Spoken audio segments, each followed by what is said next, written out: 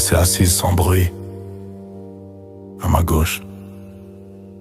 Pas comme une ennemie, mais comme une présence ancienne.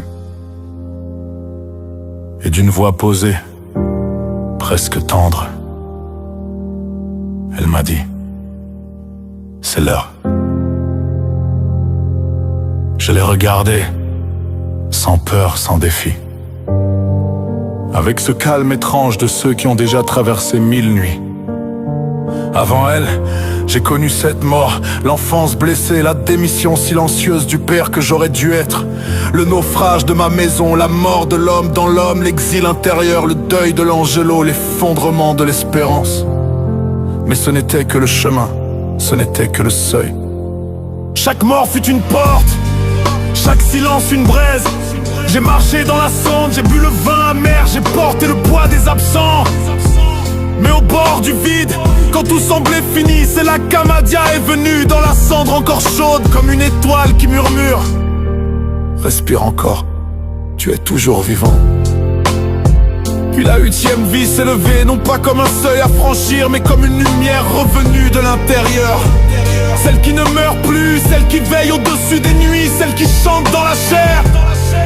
Et j'ai franchi la 9e porte, non celle d'un avenir lointain, mais celle d'aujourd'hui, la porte où l'on décide enfin de se tenir debout, de transmettre ce qui fut sauvé et de laisser la lumière sanctifier le présent. Alors oui, quand la mort s'est assise près de moi, je n'ai pas fui, je l'ai reconnu. Sous sa cape noire, j'ai vu l'ombre de l'encou, mais il ne venait pas pour moi, il venait pour écouter. Je lui ai dit avec ce feu tranquille que la vie a forgé dans mes ruines. Tu arrives trop tard ma sœur, j'ai déjà bu ton vin. Ce que tu crois m'enlever, je l'ai déjà offert.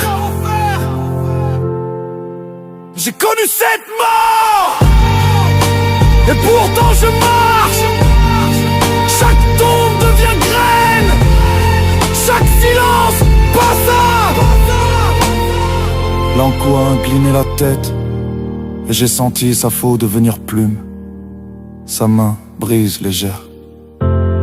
Je lui ai parlé de la 10e porte, celle des invisibles, celle qui relie les vivants aux morts, les morts aux étoiles, les étoiles à Dieu, et Dieu à ce qui n'a pas encore reçu de nom.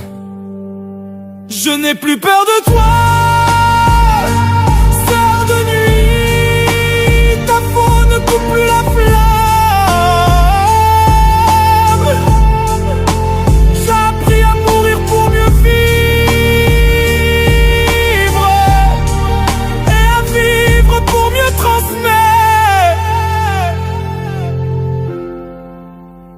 Alors la mort a souri.